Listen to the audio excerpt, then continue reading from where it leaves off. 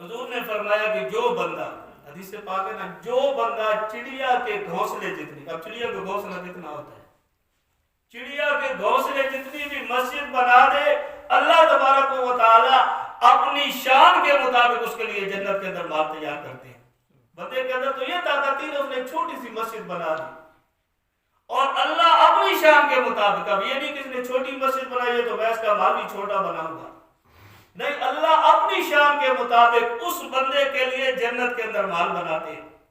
اور آپ کو پتہ ہے کہ جب رسول اللہ صلی اللہ علیہ وسلم ہجرت فرما کر مدینہ منورہ کے اندر تشریف لے کر گئے تھے، مسجد نبی شریف کی پہلی زمین ابو بکر نے اپنے پیسوں سے خریدی تھی۔ مسجد نبی شریف جو پہلی مسجد مدینہ منورہ کے اندر، مرکز کے اندر جو مسجد نبی شریف بن رہی ہے، پہلی زمین ابو بکر نے اپنے ذاتی پیسے سے اس زمین کو خریدا ہے۔ تو اللہ تعالیٰ کے ہاں تو یہ اعزاز بھی ہے کہ جنت اس کے لیے کہ جس نے مسجد بنا دی، اور مسجد کے لیے رسول اللہ نے قید کوئی نہیں لگا کہ بڑی مسجد ہو، آپ نے فرمایا چڑیا کے گھونسلے جتنی، یعنی جتنی اللہ نے توفیق دی ہے، انسان اپنا پیسہ اللہ کے گھر کے اندر خرچ کر دے، تھوڑا ہو زیادہ ہو، انسان کی اپنی نیت کے اوپر ہوتا ہے۔ پیسہ تو زیادہ لگا دیا لیکن نیت کے اندر لوگ کہیں بڑا مالدار بندہ ہے، لوگ کہیں بڑا، اب دنیا کے اندر تعریفیں کروانا چاہتا ہے تو لاکھوں کے اندر بھی وہ ختم ہو گئے۔ خلوص تھا، جذبے کے اوپر مسجد کی خدمت کی، مسجد کو بنایا، چاہے ایک اینٹ ہی لگا دی ہو، اللہ تبارک و تعالیٰ اس بندے کو اپنی شیان شان جنت کے اندر مال عطا فرمائیں گے۔ اور پھر حضرت ابو بکر ان 10 خوش نصیب صحابہ میں سے ہیں جن کو رسول اللہ نے اپنی زبان مبارک سے جنت کی خوشخبری سنائی ہے۔ اور پھر مسجد کے اندر حضور نے اشارہ کر دیا، آپ کا جو منبر تھا اور جس جگہ آپ صلی اللہ علیہ وسلم کی قبر مبارک ہے، اما عائشہ صدیقہ کا گھر تھا، حجرہ تھا، تو حضور نے فرمایا کہ ما بین بیتی و منبری روضۃ من ریاض الجنہ، میرے منبر اور میرے گھر کے درمیان یہ جو جگہ ہے نا، یہ اللہ تعالیٰ نے جنت بنا دی ہے، وہ جنت کا ٹکڑا ہے۔ اور واقعتاً جنت ہی کے اندر رسول اللہ نے آرام فرمانا تھا، دنیا کے اندر رب نے جنت بھیجنی تھی، بھیج دی، اس کی قیمت ابو بکر نے ادا کی تھی اس زمین کی۔ جو بندہ جنت بھی اپنے پیسوں سے خرید کر گیا ہو، اس انسان کا مقام اور اس کی شان کتنی بڑی ہوگی۔ اور پھر ساتھ کی کیا پتہ ہے، اب خلافت آ گئی تو حضرت ابو بکر تاجر تھے۔ اسلامی اصولوں کے اعتبار سے ہوتا یہ تھا کہ کوئی باقاعدہ فورس یا فوج یا جو ملازمت نہیں ہوتی تھی، جو اسلامی لشکر جاتے تھے، فوج جو جاتی تھی، بیت جو مال غنیمت ان کو ملتا تھا، کسی جگہ حملہ کرتے، وہاں سے جو مال یہ لے کر آتے تھے وہ فوجیوں کے اندر تقسیم کیا جاتا تھا، باقاعدہ کوئی تنخواہ مقرر نہیں ہوتی تھی، تجارت کیا کرتے تھے، تجارت ایک ذریعہ معاش تھی۔ حضرت ابو بکر صدیق کی پہلے بھی یہی تھی، بعد میں بھی یہی تھی۔ اب خلافت مل گئی تو خلافت ملنے کے بعد صبح حضرت ابو بکر صدیق رضی اللہ تعالیٰ عنہ نے کچھ چادریں اٹھائیں اور اپنے بازو کے اوپر ڈالی، اپنے بازو کے اوپر رکھ کر چادریں لے کر مدینہ کے بازار کے اندر چلے گئے۔ وہاں پر اللہ کی شان یہ کہ سیدنا عمر فاروق رضی اللہ تعالیٰ عنہ دوسری بازار کے اندر موجود تھے۔ دیکھا امیر المومنین ہے، مسلمانوں کا خلیفہ ہے، بادشاہ ہے، اور حالت یہ دیکھو کہ وہ چادریں لے کر بازار کے اندر بیچ رہا ہے۔ آج کی طرح ہمارے حکمرانوں کی طرح تو نہیں تھے کہ اتنی تنخواہ پھر بھی گزارا نہیں ہوتا، اپنے لیے مراد بناؤ۔ اسلام کا دور تھا اور اسلامی حکومت تھی، اسلامی طرز معاشرت تھی کہ اگر پیٹ میں نے پالنا ہے تو اس حکومت کے اوپر کیوں آ کر بوجھ بنے۔ حضرت عمر نے فرمایا کہ امیر المومنین آپ بازار کے اندر چادریں بیچیں گے، ہم نے آپ کو اپنا خلیفہ بنا لیا ہے، بادشاہ بنا لیا ہے، آپ کے پاس باہر سے وفد بھی آئیں گے، سفیر بھی آئیں گے، ملاقاتیں بھی ہوں گی، آپ نے مسلمانوں کے فیصلے بھی کرنے، آپ بازار کے اندر ہوں گے، تو پھر فیصلے کون کرے گا؟ باہر کے جو لوگ آئیں گے ان سے ملاقاتیں کون کرے گا؟ تو حضرت ابو بکر صدیق رضی اللہ تعالیٰ نے کہا کہ عمر بات تیری ٹھیک ہے، تم نے میرے کندھوں کے اوپر بوجھ بڑا ڈال دیا ہے، لیکن ساتھ پیٹ بھی تو لگا ہوا ہے، کوئی روزی بھی تو کمانی ہے، اب ہاتھ پر ہاتھ رکھ کر تو نہیں بیٹھنا نا، روزی بھی کمانی ہے، میں روزی بھی کماؤں گا، اپنی خلافت کے کام بھی کروں گا۔ تو حضرت عمر نے فرمایا کہ نہیں امیر المومنین، چلتے ہیں ابو عبیدہ بن جراح، یہ حضور کے وہ صحابی ہے جن کو حضور نے فرمایا تھا کہ وَأَمِينُ هَذِهِ الْأُمَّةِ ابو عبیدہ بن جراح، میری امت کے اندر سب سے بڑا امین۔ یہ صحابہ کرام کی اللہ کے نبی صلی اللہ علیہ وسلم نے جو ان کو القاب دیے تھے، آپ سارے امانت دار کو تھے، لقب ان کو رسول اللہ نے دیا تھا، جیسے صدیق لقب ابو بکر کو دیا تھا۔ سیف اللہ سارے جنگجو تھے، صحابہ سارے لڑنے والے تھے، کوئی بھی لڑائی سے پیچھے نہیں ہٹتا تھا، لیکن خطاب خالد بن ولید کو دیا سیف اللہ کا۔ یہ القاب تھے جو رسول اللہ صلی اللہ علیہ وسلم نے دے دیا۔ اب یہ نہیں کہ وہ امانت دار زیادہ تھے اس وجہ سے ان کو کہہ دیا، آپ نے حکم دے دیا، جیسے صدیق کے اندر صدیق پکا رہا اس لقب کے اندر، اسی طریقے سے امانت کے اندر کہ یہ جو عہدہ ہے نا میں ابو عبیدہ کے حوالے کر کے جا رہا ہوں، امین واضح امت ابو عبیدہ۔ اب دونوں حضرت عمر رضی اللہ تعالیٰ عنہ بھی اور سیدنا صدیق اکبر رضی اللہ تعالیٰ عنہ بھی حضرت ابو عبیدہ کی خدمت کے اندر آ گئے۔ حضرت عمر نے مقدمہ پیش کر دیا کہ بھائی ان کو ہم نے امیر بنایا ہے، بادشاہ بنایا ہے، خلیفہ چنا ہے، اور یہ بازار کے اندر چادریں بیچنے کے لیے گئے تھے۔ میں نے ان کو روکا کہ آپ چادریں بیچیں گے تو مسلمانوں کے باقی کام کون کرے گا، ان کے فیصلے کون کرائے گا، ان کے اندر باتیں جو بڑھ جاتی ہے، مقدمات بڑھ جاتے ہیں، کون فیصلے کرے گا، آپ تو وہاں پر بازار کے اندر ہوں گے، آپ ان کی کوئی تنخواہ مقرر کر دیں بیت المال سے۔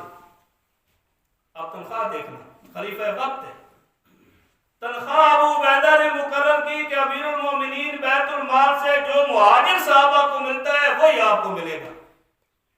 عام بندے کو جو مل رہا ہے نا، آپ بادشاہ ہے، خلیفہ ہے، ہمارے تو کہتے ہیں نا 2 لاکھ کے اندر بھی گزارا نہیں ہوتا، گاڑیاں بھی عوام کی، سب کچھ عوام کا ہوتا ہے، پھر بھی گزارا نہیں ہوتا۔ گزارا کیسے ہوگا جب لوگوں کے حقوق کھاؤ گے؟ گزارا نہیں ہوگا۔ اپنے حقوق پر رہو گے، اللہ اسی کے اندر برکت ڈال دے گا۔ اب کہا یہ کہ بھائی جو عام مہاجر جو اس کا وظیفہ ہے، جو اس کو بیت المال دیتا ہے، وہی امیر المومنین آپ کو بھی ملے گا۔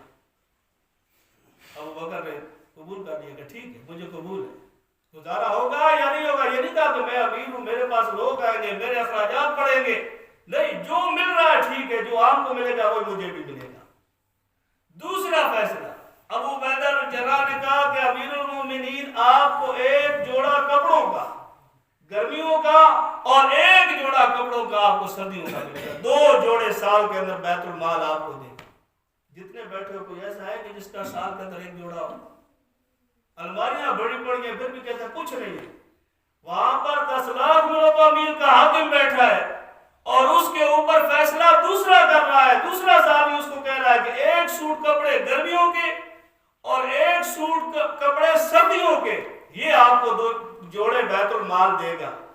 اور پھر اگلی بات، جب سردیاں ختم ہوں گی، گرمیاں شروع ہو جائیں گی، امیر المومنین پچھلے سال جو آپ کو بیت المال میں کپڑے گرمیوں کے دیے تھے وہ واپس بیت المال کو دینے ہوں گے، چاہے پھٹ بھی جائے، آپ اپنے پاس نہیں رکھ سکتے، وہ جوڑا آپ کو واپس بیت المال کو دینا ہوگا۔ آپ پوری گرمیوں کے اندر ایک سوٹ کے اوپر گزارا کریں گے۔ فرمایا قبول ہے۔ اب سردیوں کے اندر کیسے گزارا ہوگا؟ فرمایا سردیوں کے اندر بھی یہی طریقہ ہوگا، سردیاں شروع ہوگی، آپ کو بیت المال ایک گرم سوٹ دے گا، لیکن پچھلے سال جو سوٹ سردیوں کے اندر دیا ہوگا وہ واپس کرنا ہوگا۔ فرمایا قبول ہے۔ اس کو کہتے ہیں اسلامی خلافت، اس کو کہتے ہیں ریاست مدینہ۔ اور یہ تھا وہ انصاف جو سیدنا ابو بکر صدیق رضی اللہ تعالیٰ عنہ نے وقت کے حکمرانوں کو دکھلایا کہ وقت کا حکمران ایک سوٹ کے اندر گزارا کر رہا ہے۔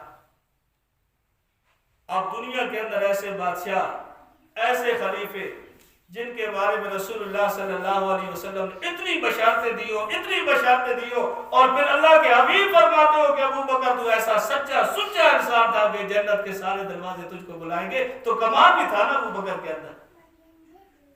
کیسا کمال اس نے دکھلایا کہ ساری زندگی رسول اللہ کی رائے کے مقابلے کے اندر اپنی رائے نہیں پیش کی، ساری زندگی رسول اللہ کے ماتحت بن کر گزاری۔ اب خلافت کا بار آ گیا، جیسے حضور نے فرمایا کہ جو کچھ اللہ نے میرے سینے کے اندر ڈالا ہے میں ابو بکر کے سینے کے اندر ڈال کر جا رہا ہوں۔ مصلح اللہ کے نبی کو ملا، اللہ کے نبی نے زندگی کے اندر مصلح صدیق کے حوالے کر دیا۔ امت آپ کو ملی تھی، جاتے ہوئے امت صدیق کے حوالے کر کے گئے، حوض کے اوپر، قبر کے اندر، ہر جگہ۔ اور محدثین نے بڑی عجیب بات لکھی ہے کہ حضور نے جو یہ فرمایا نا کہ صاحبی فی الغار، ابو بکر تو میرا غار کا ساتھی ہے، تو وہاں پر رسول اللہ کا دفاع ابو بکر کر رہا تھا، صاحب حملہ کر رہا تھا، ابو بکر دفاع کر رہا تھا۔ اور جب وفات کا وقت آیا، قبر کا وقت آیا. اب قبر کے اندر انسان کے اوپر برزخ کی زندگی ہے، بڑے عجیب و غریب حالات آتے. وہاں پر رسول اللہ ابو بکر کے پہرے دار بن گئے، اپنے ساتھ سلا دیا، جنت کے اندر سلا دیا.